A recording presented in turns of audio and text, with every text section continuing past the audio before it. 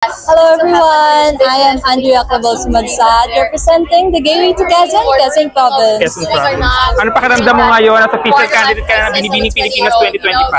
I was second to call dun sa names. And syempre, we are almost 73 candidates, and I think to be here, to be part of top 36 is overwhelming. I cannot really, it's like an art, an abstract art, to be honest.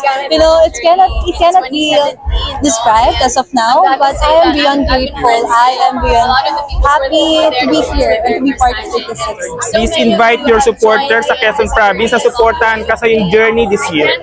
Hello mga chongins! Andito na po tayo. Yes. So, ngayon, dahil nandito na tayo, ngayon ibibigay na natin yung best natin, diba? And let's just hope for the best.